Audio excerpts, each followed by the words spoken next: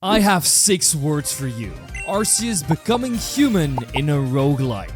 That's what happens in Pokémon Relic, a Pokémon fan game that released recently, created by Elena Vidat. And trust me, this one is special. Something has stolen Arceus' place, stripping him of a massive portion of his power. Now it's up to us, a regular human boy, to help him recover them by climbing Destiny Tower's 100 floors, uncovering his real backstory along the way, and of course figuring out who the real culprit is behind all this. So without any further ado, let's help out God, because apparently even deities need tech support sometimes. Right away, the game starts off with one of the best title screens I've seen in a fan game. We get a glimpse of Arceus' human form here, and let's just say that they absolutely cooked. I mean, doesn't this look like a dream husband?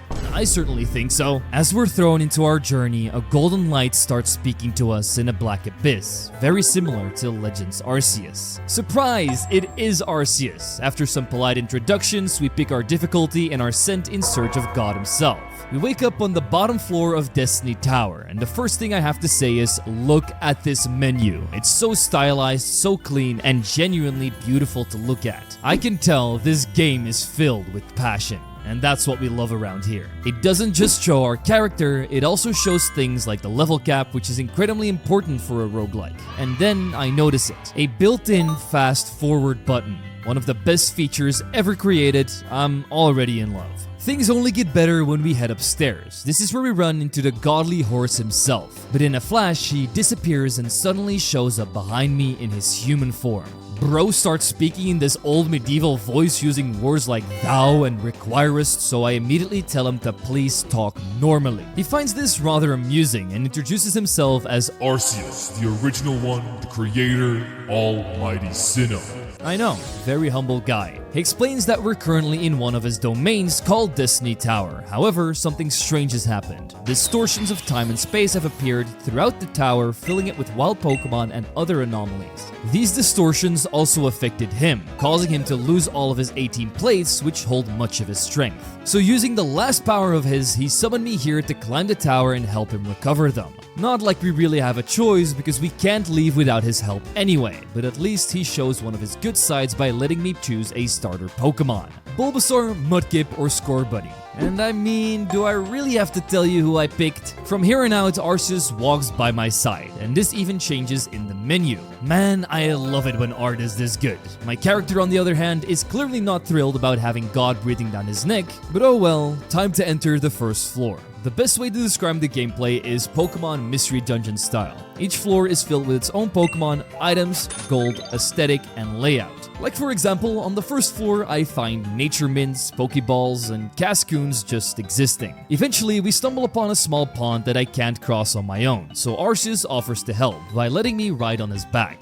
I am literally riding God like a horse. Does it get any more surreal than this? Yeah, we also have this map in the top left corner that helps you navigate the floor. It even shows you items you've missed, which is incredibly helpful. On the following floors, I try to capture a Lotad using the single Pokeball I found. Unfortunately, it wasn't willing to listen to Arceus' complaints, unlike me. Honestly, I don't blame him, but I guess we'll just have to try again later. I also found a TM for Body Slam, which is pretty neat, especially since TMs are just lying around on the floor. But what really stood out were these special encounters. Some Pokemon have an exclamation mark above their head. When you interact with them, they always give you an item, and Arceus shares lore and his personal thoughts on that Pokemon. Like with Relicanth here, Arceus mentions that it hasn't changed one bit in the last 100 million years, which may sound impressive until you remember that God himself is the biggest grandpa of them all. After Relicanth swims away, it leaves behind the high horsepower TM, which will be great once I eventually get Swampert. I finally managed to capture a Lotad using some extra love balls I find, and proceed to grind him up on the local Wooper civilization.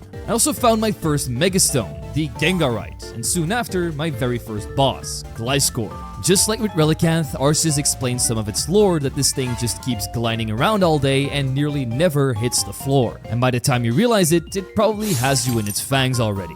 This one in particular was holding an item and didn't want to let go of it without a fight. Boss fights like this have massive HP bars, can be one-shot, and can actually only be defeated after you bring them down to 1 HP, almost like they have a permanent sturdy ability. No problem, even though Gliscor tries to blind me with Sand Attack, Lodat pushes through and blasts it away with a few water guns, leaving behind the Smackdown TM. Afterwards, Arceus asks if it was worth it because in this game, resource management actually matters. You need to keep your Pokemon healthy if you want to make it far, or you can just catch more Pokemon, I guess. And thankfully, the menu tells you exactly which Pokemon spawn on which floor. That's how I managed to find my next encounter, Makuhita, just in time for floor 5, which contains a Midway boss. On each 5th floor, you'll encounter one of these. They have perfect IVs and can be caught unless defeated. My opponent was a Galarian Zigzagoon, and Makuhita's quad effective arm thrust absolutely bullied it. But the Pokemon wasn't the only reward. It dropped the first of Arceus' plates, the Spooky Plate. Each time you gather one of these, you can see the inscription on the back, which Arceus then translates for us. The other side of this world was given by the original one to its raging third.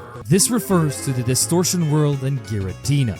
Originally, that realm was entrusted to Giratina by Arceus so that he could guard it. But over time, Giratina grew too dangerous and Arceus was forced to banish him there. So contrary to what many people believe, the Distortion World wasn't created to imprison Giratina, it already existed and only later became its prison. As soon as we move on to floor 6, we immediately notice something cool. The entire vibe changes. This happens every 5 floors. New aesthetic, new Pokemon pool, new atmosphere. It keeps the climb feeling fresh instead of repetitive.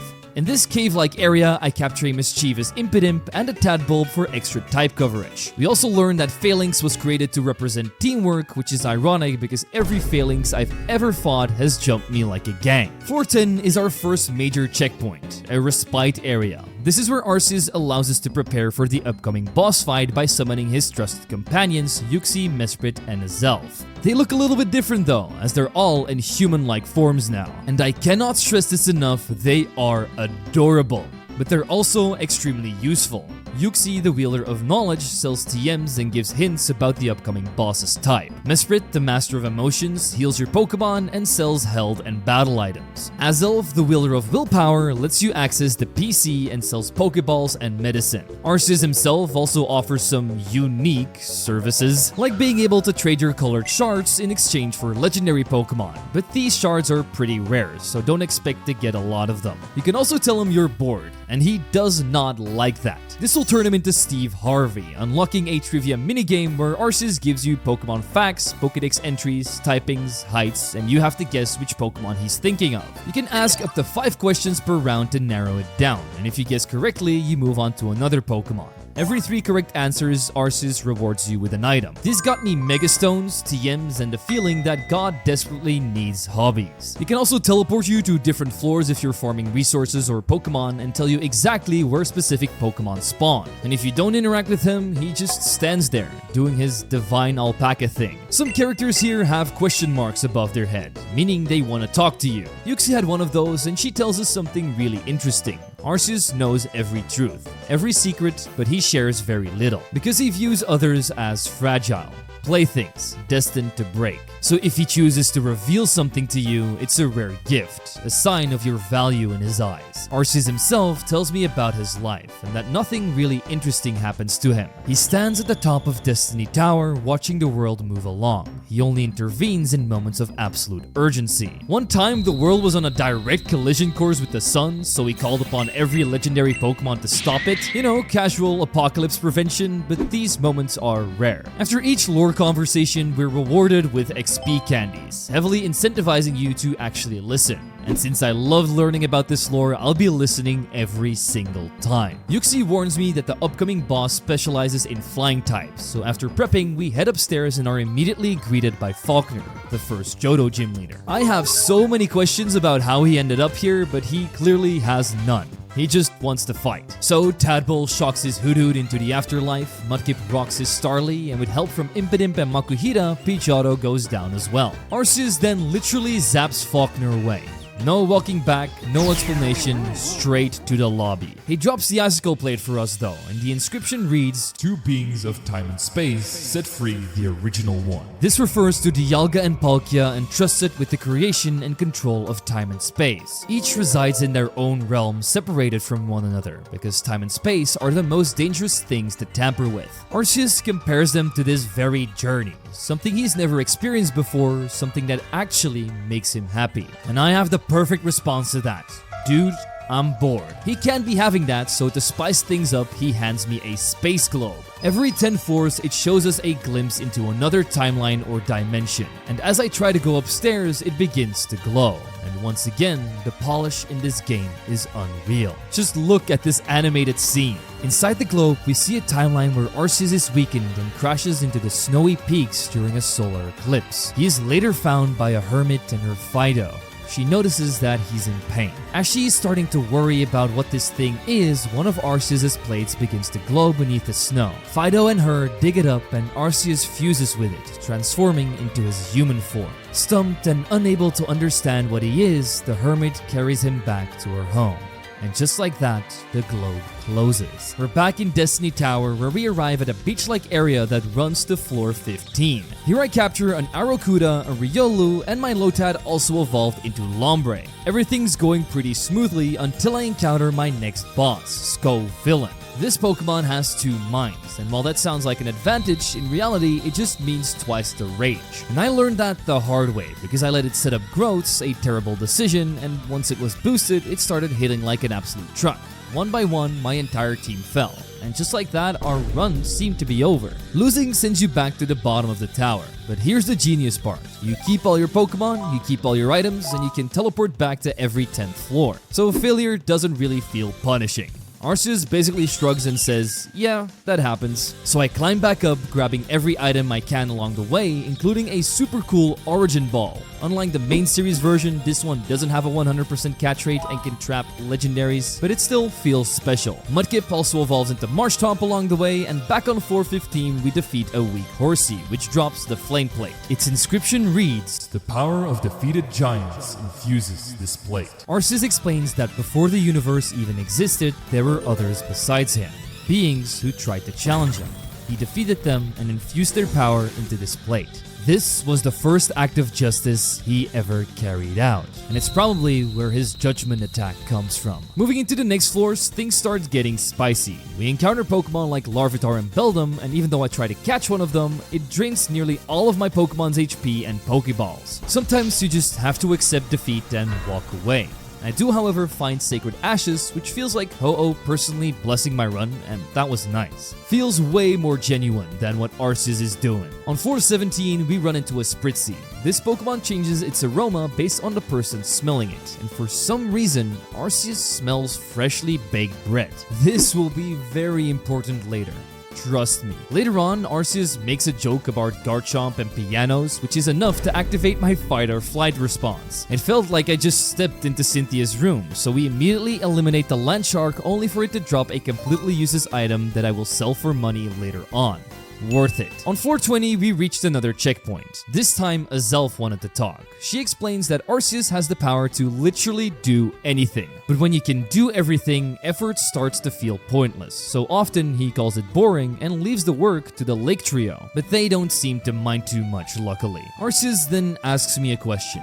If someone who has done terrible things loses their memory, should they still be judged? My answer was yes, but Arceus disagrees. He believes that without memories, they might as well be a new person. A very empathic and interesting take, if you ask me. Anyway, now I was feeling confident to take on the next normal type boss, Lenora. I think easy, I have 2 fighting types, but I was wrong. Her Herdier and Minccino absolutely swept me off my feet, and I'm sent to the start yet again. On my way back, I stopped by Azelf on floor 10 and noticed something terrifying. She's selling cheap Master Balls. I knew this was going to cause chaos, just like the Pokemon scalping situation. So naturally, I buy a ton of them for myself and take revenge on Scoville, KOing it with Makuhita, only for it to drop a Sableye. Not really worth it unless you count taking revenge as something noteworthy. Back at floor 20, I stuck up properly this time. Adamant Nature Mints, vitamins to buff stats, and Lenora is now replaced by Brawly. Despite being way more jacked, he was easier to deal with. Makuhita paralyzes his matchup with Force Palm, but that activates its Guts ability, and I immediately get one-shot by Low Sweep.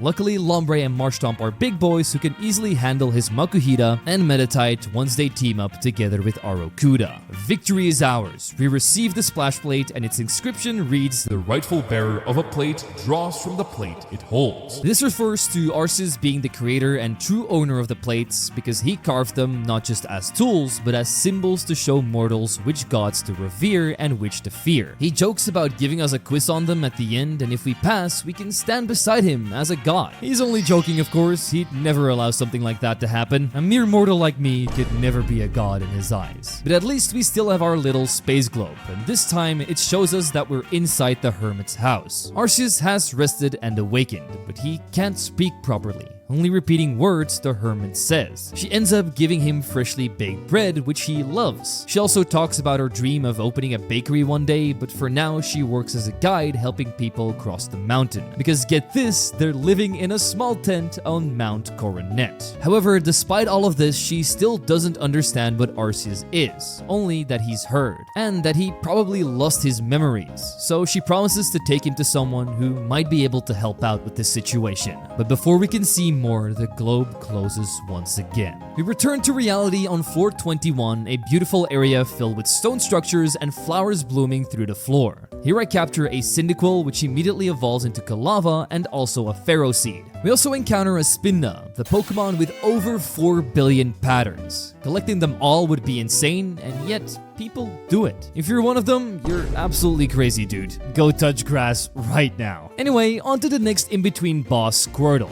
This one is not difficult. We drain it completely and reclaim the blank plate. This one states, "Three beings whose power can hold both time and space fixed." This refers to Dialga, Palkia, and Giratina. Arceus admits that this plate is rather useless to him in battle, but it makes him suspicious. He believes that one of these three deities might be behind the events here at Destiny Tower, but he isn't sure if any of them are even capable of this. I guess that only deepens the mystery we're in. From floor 25 and onward, the flowers started to bloom red, almost as if the tower itself is bleeding. Along the way, I picked up a Frigibax, and then we got the cutest moment in the entire run. A Swablu sat on Arceus' head. It is now a canon event that the god of all creation is actually a perch. We also evolved Makuhita into Hariyama, captured a Litten, one of the many devils Arceus has unleashed upon competitive Pokemon, and then nearly got poisoned and pierced during a fight with an Overquill boss. That fight also pushed Litten into evolving to Torracat, the last event before we reached floor 30. Here Mesprit explains that Arceus almost never shows emotion, but that doesn't mean he doesn't have any. His feelings are still there, they've just gone quiet after thousands of years, and right now, he's a little sad. So Mesprit lets me experience his emotions firsthand. Turns out the god of creation is jealous. Specifically, he's jealous of the attention the fairies are getting, which means yes, we need to emotionally validate God. He then goes on a philosophical rant about names, saying that they're supposed to define us, but really they're just labels. Humans named him Arceus after seeing only a fragment of who he was, so I ask if he has a real name. His response is Aus, but that name is tied to something he has lost a long time ago.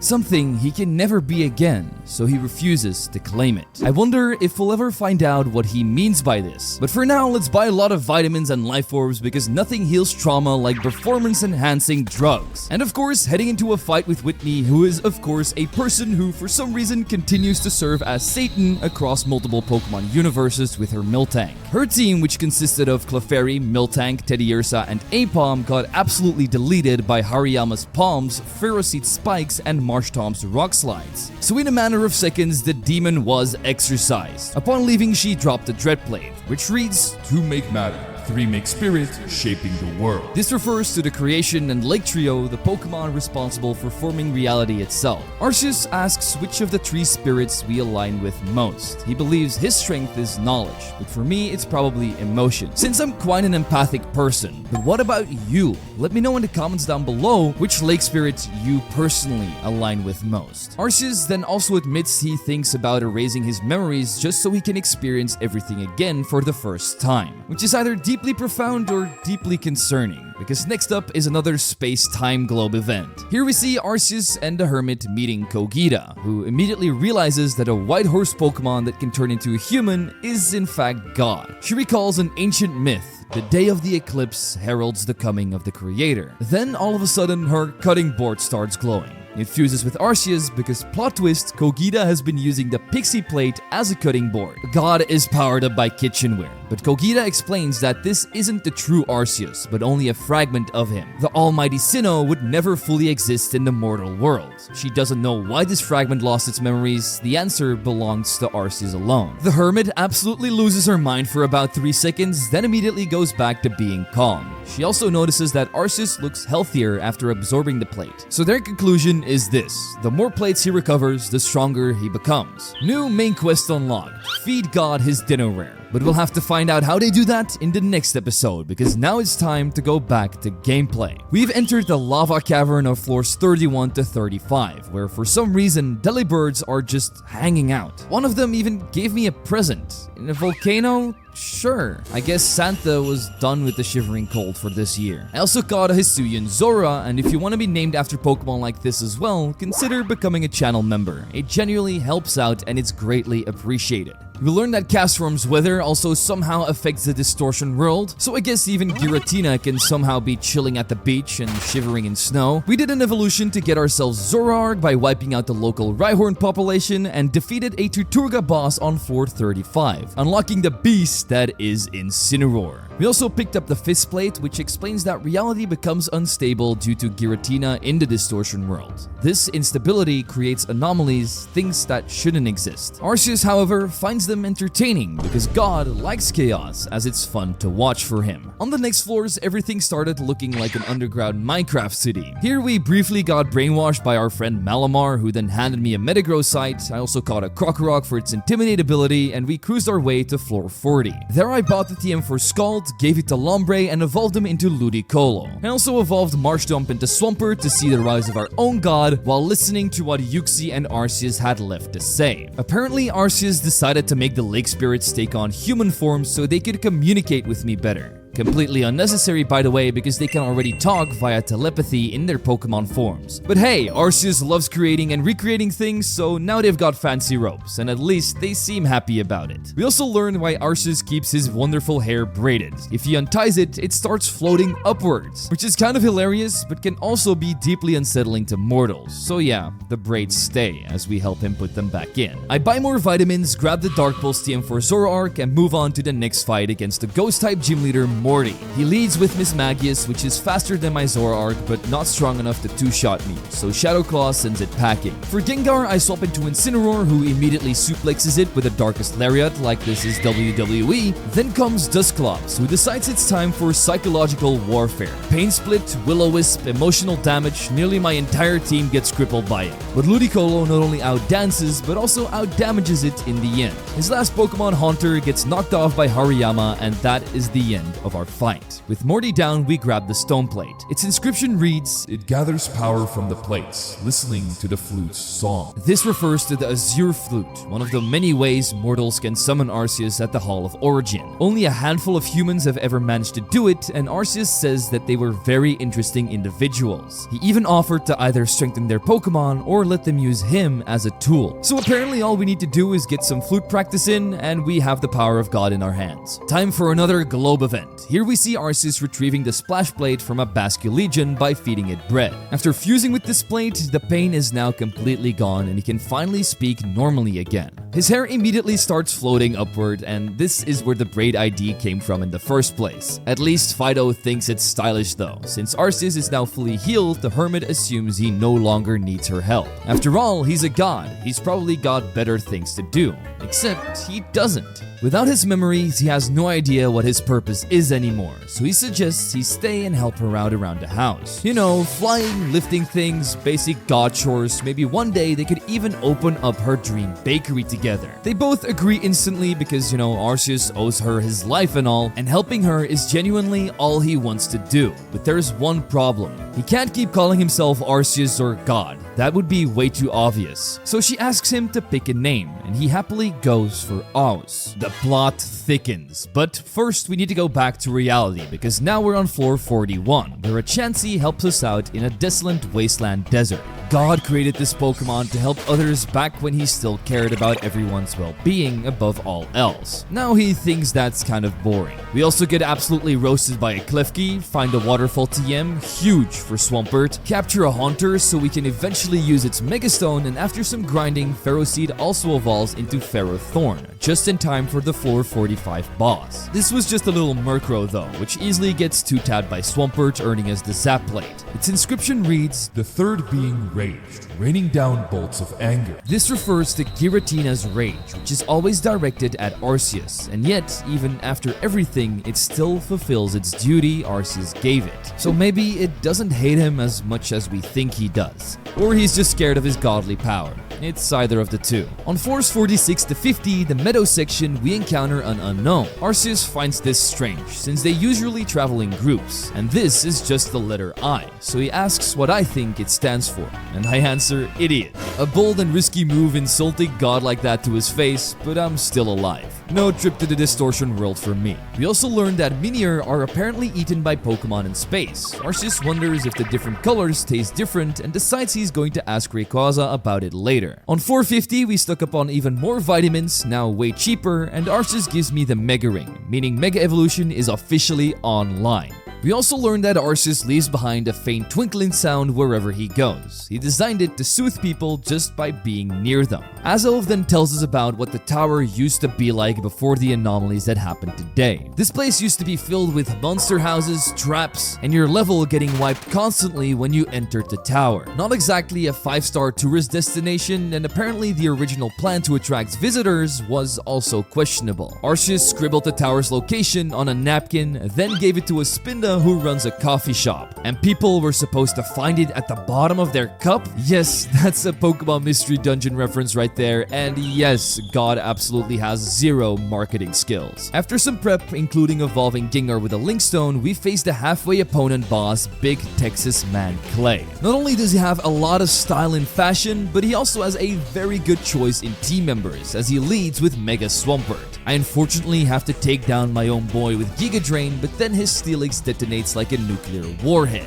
This might vaporize Ludicolo, but the rest of the fight was decently easy, with Ferrothorn whipping Sandslash, Swampert drowning Excadrill, and Hariyama punching Crocodile directly into retirement. He then drops the Sky Plate, ironic since he's a ground-type user, and this inscription reads, The being poured the remains of its power into stone and buried it deep. This refers to Origin Ore, a remnant of creation itself. If a mythical Pokemon ever went berserk, Origin Ore weapons would be strong enough to stop them. Basically, anything Arceus leaves behind is priceless, and if I complete this journey, he promises me one of his golden trinkets engraved with his symbol. Oh, he remains so truly humble. But I guess it's time for another halfway space-time globe event. Here we see Aus and the Hermit traveling through snowy peaks. She's clearly sick, coughing constantly, but sadly they don't have the flame plate to keep her warm and comfortable. When Aus offers to fly her home, his body suddenly starts sparkling, meaning there's a plate nearby. She tells him to go find it, and he discovers a traveler using the flame plate to power up her Magby's fire-type attacks. She's amazed by its strength, but when Aus asks for it back, her fiery temperament kicks in and refuses. Her training here resulted in a horde of Abomasnow attacking her for destroying their habitat. Just when things seem dire for her, Aus picks up the flame plate as she's distracted and saved the day by hitting them with a fire-type judgment. In the end, this made her even more mad, but in the end lets it go because Aus did save her life. Before we learn what we find out next, it's time for floor 51, a beautiful flower field, and naturally it's full of Seadras? I don't think questioning the space-time distortions is going to help me here, so let's just move on to floor 55 where we defeat a Cherim to claim its insect plate. Its inscription reads, Where all creation was born, that is the being's place of origin. This refers to the top of Mount Coronet, the closest point to the Hall of of origin, where Arceus' true self resides. The Arceus we're traveling with right now is only a fragment. If the true deity were compromised, the universe itself would be at risk. So Arceus split himself apart to see if humanity would behave differently if he were present. This did not really go well. By doing so, he cut himself off from other worlds and timelines, and even now, his own rules prevent him from interfering. And hardly anyone climbs the tower anymore anyway, so his little plan backfired. On the next floors, Arceus verbally bullies a Magikarp, I capture a Ninjask for speed and sweeping, and in no time we reached floor 60. Here I ask what Arceus' favorite Pokemon is, but he says that's like choosing a favorite child, but then reveals that it's the one most closely related to pastries. So he's probably talking about Fido, a cute little pig in my opinion. Mesprit finishes our visit here by telling us about the Time Gear incident from Pokemon Mystery Dungeon, the paralysis of the planet, Dialga's rampage, and how Arceus may or may not have been involved in the return of the main character. When asked why he allows these stories to unfold, Arceus answers, I love watching stories happen. If everyone suddenly vanished, I'd be bored, and I can't let that happen. And honestly, that might be one of the scariest things he's said yet. This means all of us are basically just here to entertain him. So let's do that by fully prepping our team. Since vitamins were now $10 each, we had to buy out the entire store before a horde of scalpers would swoop in and steal them from me. With our XP candies, we also evolved Krokorok into Crocodile and Impidimp into Grimmsnarl. Both of these were about to be very important for the upcoming gym fight against Sabrina. I thought starting with Gengar would be smart, but Sabrina's Espeon disagreed and one-tapped me with a Psychic. Crocodile, however, ate her up like a McDonald's value meal and moved on.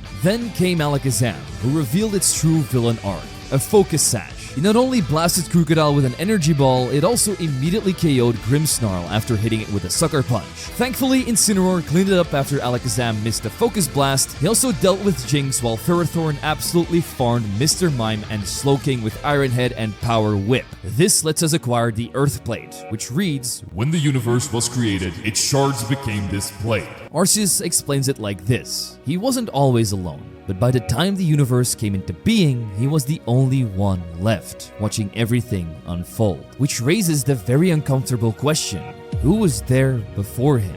No time to ponder upon it right now though, because we need to see what Aus is up to. In this event, we see him warming up the hermit in her hut by letting her lie on him with the flame plate active. She's still coughing, but she says she feels better. Aus, meanwhile, is spiraling. He thinks everything he did yesterday was a mistake and led up to this moment. The hermit reassures him that what he did was right. Sometimes things need to be stopped, and also, she's warm now, so I guess that's worth it. She then mentions the inscription on the back of the plates, but Aus doesn't understand them, so they head back to Kogita for answers. She tells them that he can't outrun his destiny as god and suggests visiting the ruins atop Mount Coronet. Maybe something will be revealed there. She also needs a new cutting board, but that's a problem for later. Back to us on floor 61, where we're now in a beautiful white flower field, and we find some horrifying lore about Tinkaton. It makes its hammer out of fallen Corviknight, which raises the question, how does this tiny gremlin knock armored birds out of the sky? It's also not like they're very effective against Corviknight, but I think we're good as long as we don't start looking like a metal bird ourselves. On floor 65, we slay a dugong and claim the mind plate. Its inscription reads, The original one breathed alone before the universe came. This lines up perfectly with what Arceus just told us. He also reiterates that he refuses to intervene in the world. Maybe we would have liked a younger version of him more, one that didn't know anything yet. And while that would probably be a way better conversationalist, we just have to accept that we're stuck with him and have to move on. Maybe not the brightest idea, since a floating teacup nearly stole my soul, but I did smack it into the ground and steal the Audinite from inside. They say broken pieces like this do bring luck, and I immediately end up fighting an Espathra. I know it can be a very decent Pokemon with speed boost and stored power, but it didn't have that, so our dreams kind of got crushed immediately. We also learned that Musharna just floats around sleeping all day, but if you wake it up, it eats your dreams and feeds you nightmares. Honestly, sounds like it's related to Darkrai if you put it like this. Once we reach floor 70, Yuxi explains that she can't erase entire memories like people think. Knowledge should in fact be shared, but some truths are dangerous, and then knowledge can can become a weapon, which is why she sometimes removes only specific memories from people that may make them dangerous to the world around them. Even then, she still prefers illusions anyway, and to demonstrate she summons a fake Groudon, just like she does at her lake in Mystery Dungeon. And now I really want to replay those games or a ROM hack of them, so let me know in the comments down below if you want to see that. In the meantime, Arceus starts reflecting on purpose. Every Pokemon was created for a reason, like Kyogre to mend the seas, Groudon to shape the land, and Magikarp to jump around. Even if it seems useless, it still has a purpose. He doesn't really think about his own purpose though, but maybe his purpose is giving things purpose. I just said purpose way too much. But in the end, as long as you enjoy what you're doing, that's enough. Not having a purpose at all would be pretty sad, right? So let's start to fulfill ours by climbing up to the next fight against Tate. That's 2 psychic leaders in a row, but without his sister Liza, Tate just doesn't have it anymore.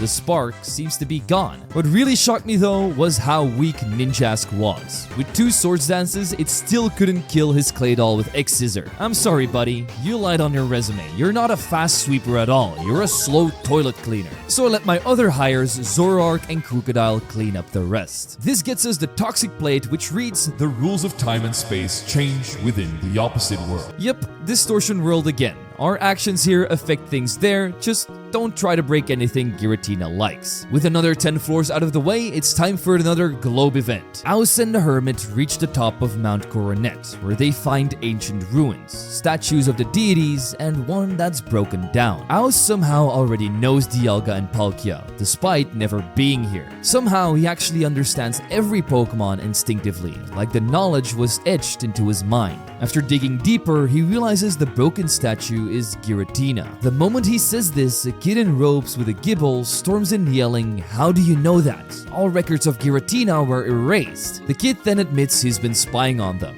He's obsessed with deities and his curiosity is what led him here in the first place. He explains that Giratina was banished by the creator and how every trace of it was wiped from the mortal world. To this day, he believes that Giratina still seeks the creator to sink its fangs into his neck. He panics, tells the boy he'll come back with answers later, transforms into his Pokemon form right in front of him and flies off to save her. Our scene ends with the little boy saying, "I finally found you, Arceus." And after his hysterical laughter ends, we're suddenly back in the present. Our next 10 floors teaches about Eevee. Arceus says it represents him quite well, adapting, choosing a path, and evolving based on circumstances. On floor 75, we also defeated a Passimian and claimed the Meadow Plate. Its inscription reads, The power of plates are shared among Pokemon. Not just Arceus can use these plates, any Pokemon can draw on their power. He also admits that Fairy is his favorite type and asks what mine is. It's ground for those who are wondering, it just has the coolest Pokemon in my opinion. You've got your Gliscor, your Swampert, your Garchomp. What isn't to love about it?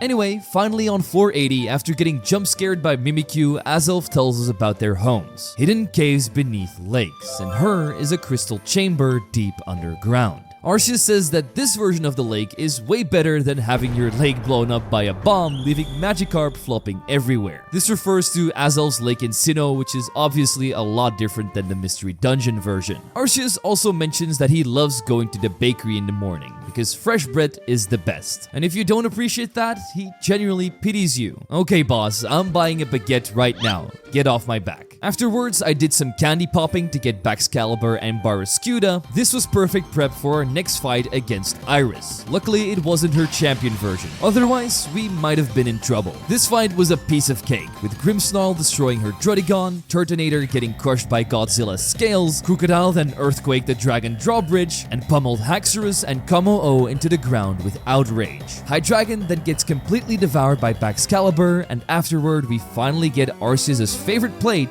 the Pixie one. I could use it to cut some vegetables, but let's see what the inscription reads first. The original one is in all things. The original one is nowhere at all. Arceus says it's just a reference to himself. I joke that he's always complaining about boredom, but he's actually the boring one himself, and yeah, that stings a little coming from a human. But it wasn't always like this. Back when he discovered the world for the first time, he was full of excitement. He even once sent Dialga and Palkia to fetch him bread. Yeah, two gods demoted to delivery boys. Honestly, I'd love them to deliver my Uber Eats order one day. I'd be like, hey yo, Dialga, you're not on time. And then he'd blast off my face with a roar of time. Anyway, enough of my crazy fantasies, let's go to the next Space Globe event where we see the Hermit lying in bed. Alice is standing behind her, being incredibly worried, but she insists it's just a cold. He knows better though, this can't just be that. So she reveals she's been ill for a very long time. The doctors told her that if she would stay in the mountains, this would happen. But despite that, she stayed anyway.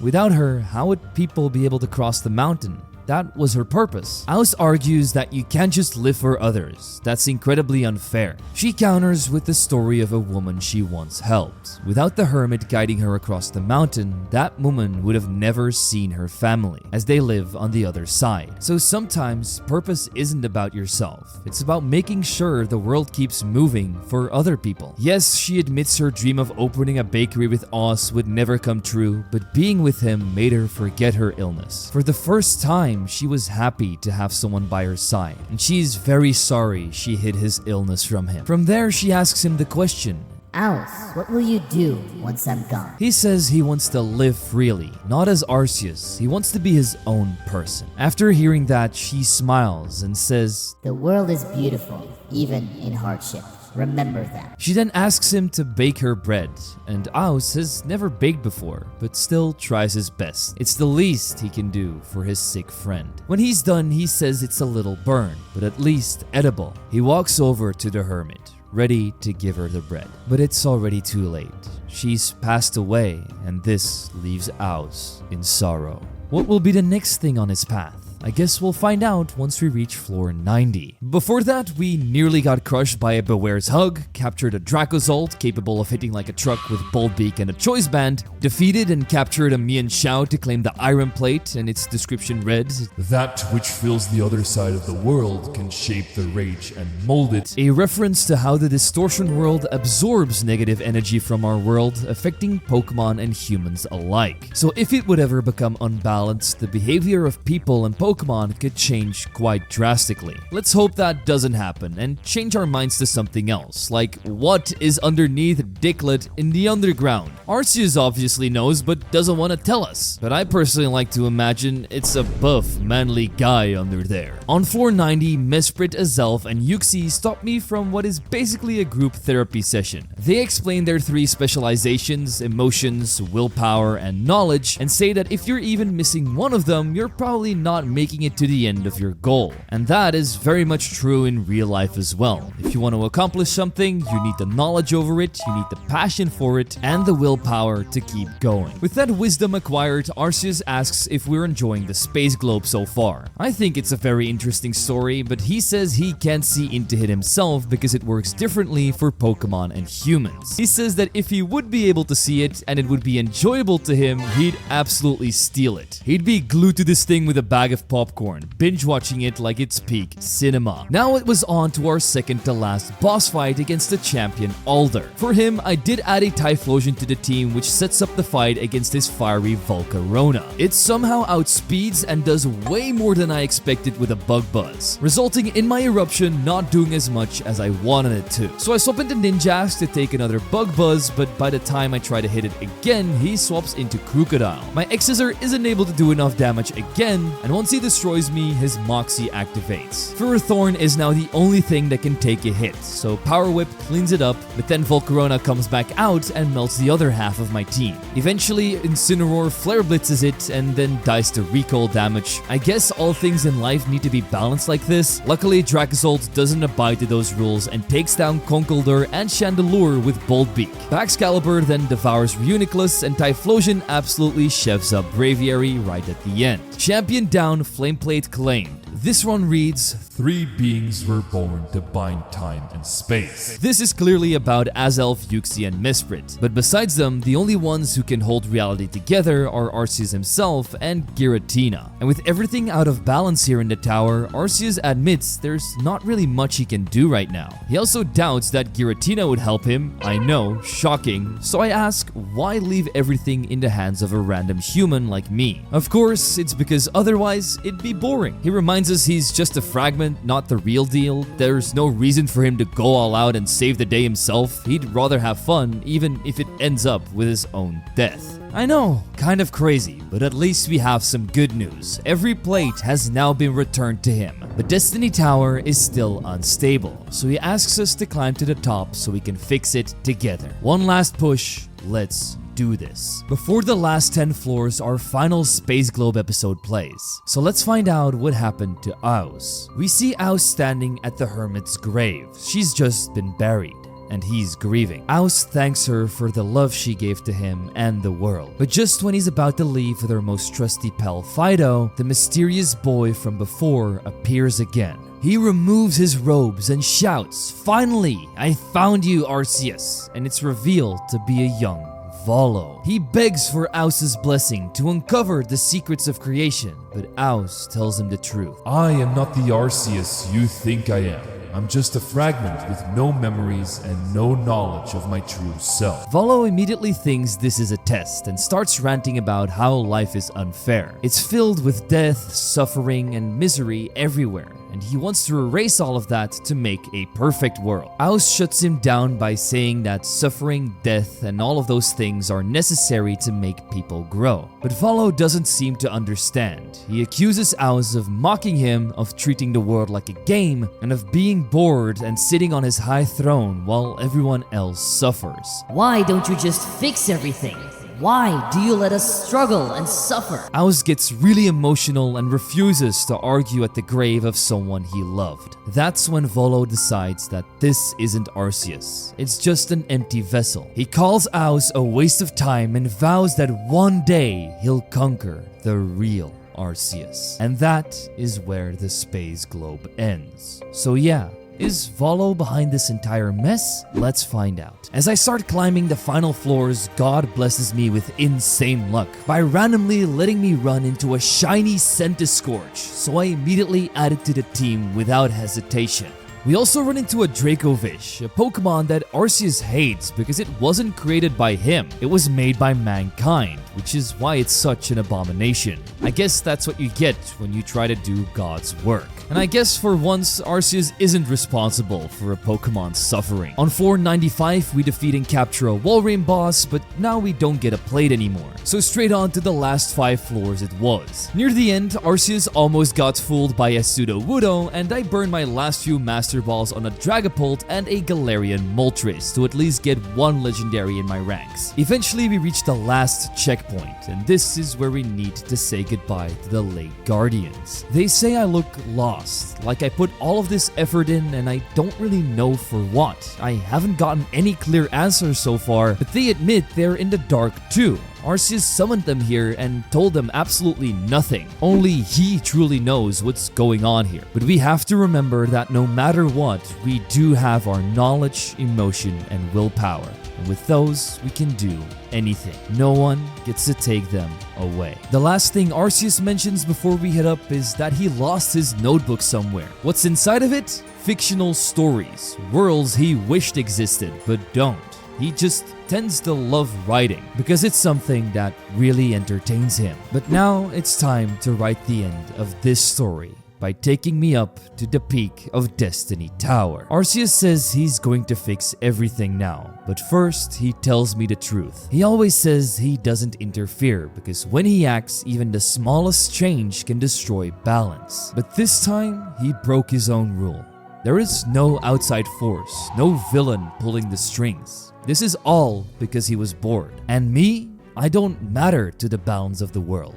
If I vanished forever, nothing would change. No friends or family would ever even know I was gone. Which means he could keep me here forever, play with me, and nothing would be able to stop him. He asks me, knowing all that, Do you still want to go home? and so I tell him, Yes, I'm not your toy. You don't just get to play around with me like you own me. But he just laughs and says that no one cares about me anyway. He doesn't think he can let me go because then he'll be bored again. So he transforms into his Pokemon form and attacks me right on the spot. In this fight, he mocks you constantly. When you knock him down to 0 HP, he just heals. Every turn, he swaps plates to be super effective against any Pokemon you throw out. The fight is completely unfair, but we remember the Lake Guardian's words. Use your knowledge, emotions, and willpower, and you can overcome anything. So with conviction in my heart and a lot of healing items spam, we eventually overpower